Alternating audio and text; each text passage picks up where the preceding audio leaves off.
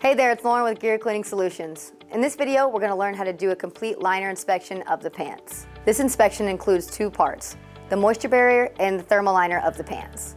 The thermal liner is the layer that provides the thermal protection you need, and the moisture barrier is the layer that provides the chemical and moisture protection for your gear. First, determine if the liner system is clean.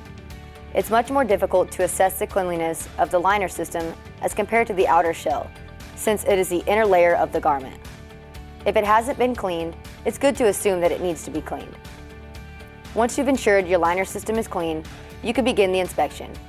The key components to look for in the advanced inspection of the liner system include physical damage to all layers and sides of each layer, loss of seam integrity, broken or missing stitches, and loose or missing moisture barrier seam tape, material physical integrity, UV or chemical degradation as evidenced by discoloration, significant changes in material texture, loss of material strength, loss of liner material, or shifting of liner material.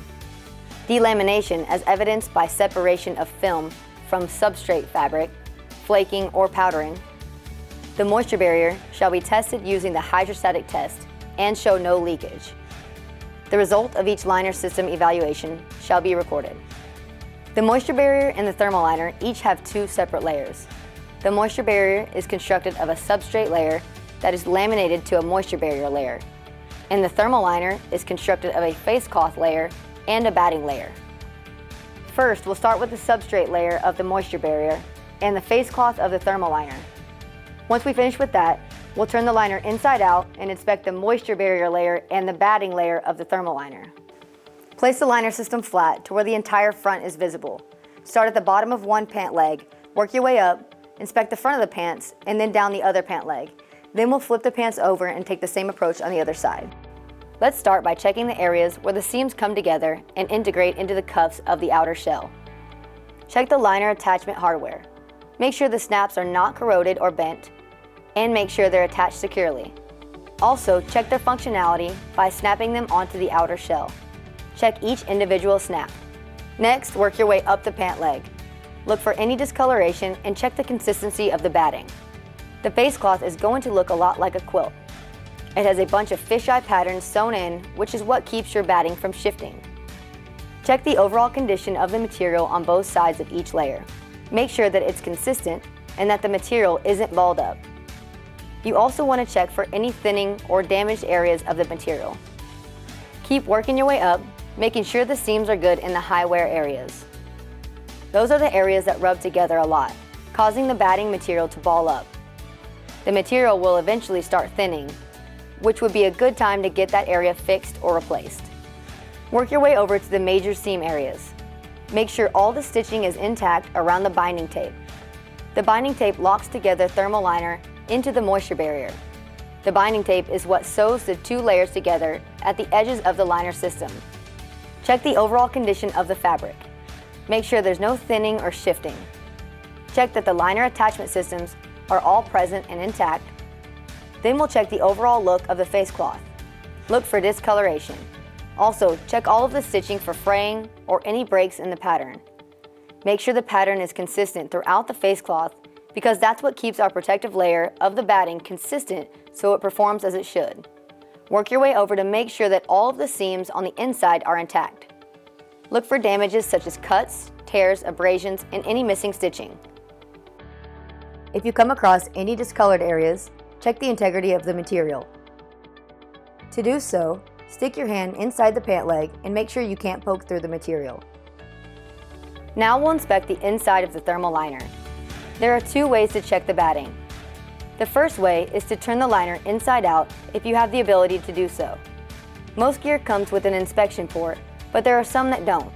The second way to check is with the light test. You take a non-heat fluorescent light and run it up the batting side of the liner. This allows you to see the consistency and thickness of the batting. The better way is to have a liner that separates and allows you to turn it inside out. With this type of liner design, you can visually inspect the condition of the batting. You can check the seams and the overall consistency of the batting. Look for any spotting or thinning. Any inconsistency indicates loss of thermal protection. Work your way down the seam. Check for any broken or missing stitches. Check the area where the moisture barrier is sewn into the thermal liner. This is where the binding tape is on the outside of the pants. Next, check the overall consistency of the material. Then check the other side of the pant leg. Make sure the knee pad is still intact. The knee area is a high wear area, making it more prone to have shifting or thinning of the material.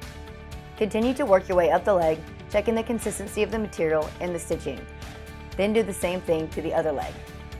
Next, you want to check the laminate layer of the moisture barrier. There are two parts to this process. First, there is a visual inspection of the layer. The second is the hydrostatic test, which samples the moisture barrier for any moisture resistance. We will look at the hydrostatic testing in a later video. In checking the overall condition of the moisture barrier, look carefully at every seam to ensure it has seam tape that covers the entire seam. The moisture protection is compromised if any seam tape is damaged or missing. Any areas where you see discoloration, you'll need to perform the hydrostatic test to determine the integrity of the material. Once you've completed the inspection, go over the checklist one more time to ensure that you've covered the entire liner system.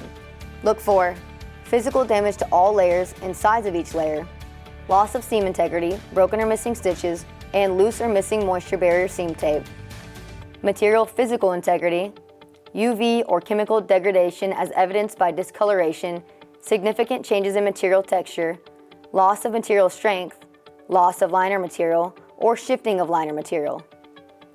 Delamination as evidenced by separation of film from substrate fabric, flaking, or powdering. The moisture barrier shall be tested using the hydrostatic test and show no leakage. The result of each water penetration barrier evaluation shall be recorded. And that's how you do an advanced inspection of the liner system of the pants.